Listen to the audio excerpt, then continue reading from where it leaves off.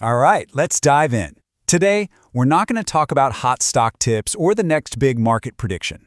Nope, we're going deeper. We're talking about the one asset that actually determines everything else, the mind that you bring to your money. This is all about the mind behind the money. You know, Warren Buffett really gave us the perfect place to start with this quote. It's not about being a genius, it's all about temperament. The entire game, as we're about to see, is won or lost, not out there in the markets, but right between your own two ears. So that brings us to the big question, right? If it's not a crazy high IQ, and it's not some secret algorithm, what is it? Well, the answer is something you have 100% control over, yet it's probably the last thing most of us even think to train. So let's get into our first big idea here, the real investing edge. We're going to pull apart the myths from the reality of what actually moves the needle in your financial life. Okay, look at this. On the left, you've got everything we're conditioned to chase, right? The exciting stuff, the complicated stuff, the secret knowledge. But the truth is, long-term success comes from the, well, kind of boring stuff on the right, that internal architecture that lets you act rationally, consistently, over a long, long time. And this right here is the whole problem in a nutshell.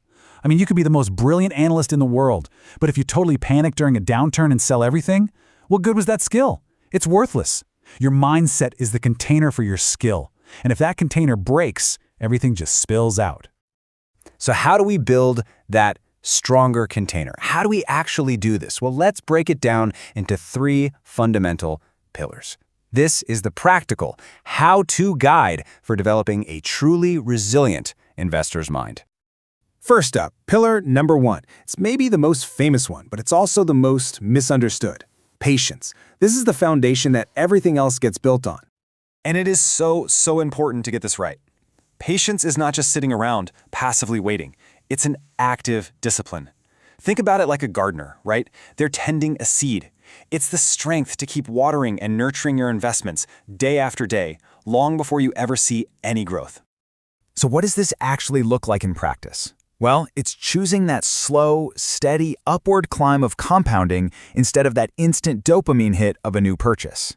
It's having the maturity to know that real value, just like a big oak tree, takes a long time to grow. Okay, let's move on to our second pillar.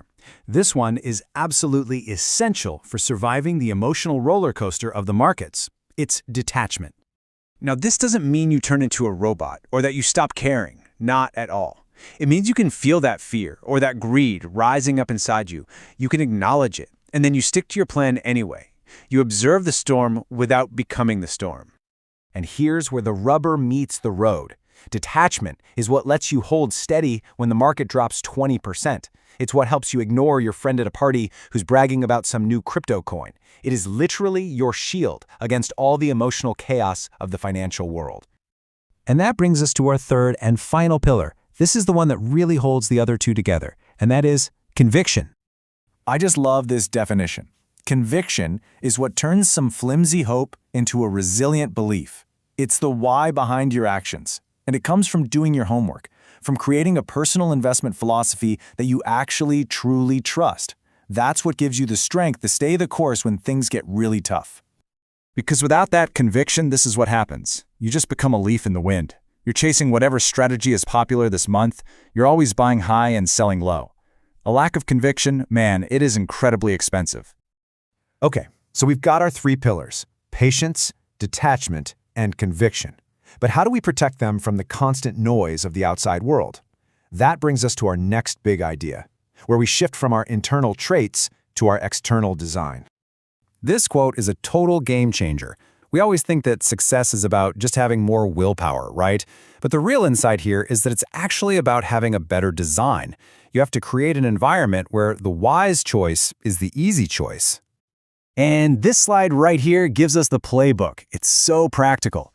First, curate your information diet. Seriously, unsubscribe from the newsletters and mute the TV channels that just pump out anxiety. Second, build thinking rituals. Set aside some quiet time each week to review your finances without emotional pressure. Third, create visual anchors. Put your financial goals somewhere you can see them every single day. And finally, structure for success by automating your savings and investments. When you do this, you make the wise choice the easy default choice. You turn your environment into a partner, not an obstacle. So here's a moment for a little self-reflection. What is it for you? Seriously, think about it. Is it a social media account you follow? A news channel you check way too often? Maybe even a person? Just identifying that one thing is the very first step to redesigning your mental space for clarity. Okay, so now let's try to put all of this together. We've talked about the internal traits and the external environments, but the ultimate goal is something even deeper. It's achieving an integrated mind. This slide just perfectly captures that internal struggle so many of us face, right? The fragmented mind on the left, that's where you know what you should do, but you feel scared, so you do the wrong thing or nothing at all. The goal is to get to the right side, where your thoughts, your emotions, and your actions are all aligned, all pulling in the exact same direction. Now that is real power.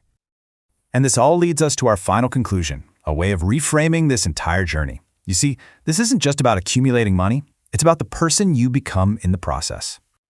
So what's the real meaning of wealth? It's not a number in a bank account. It's a state of being. It's knowing that you can handle life's pressures with clarity and grace. The ultimate financial prize isn't $1 million. It is unwavering trust in yourself. And so we end with this question. It shifts the focus from what am I getting to who am I becoming? Because in the end, money is just a tool. It's a mirror that reflects your habits, your fears, and your character. The greatest return on investment you will ever have is a well-governed mind. What you choose to build with it, that's up to you.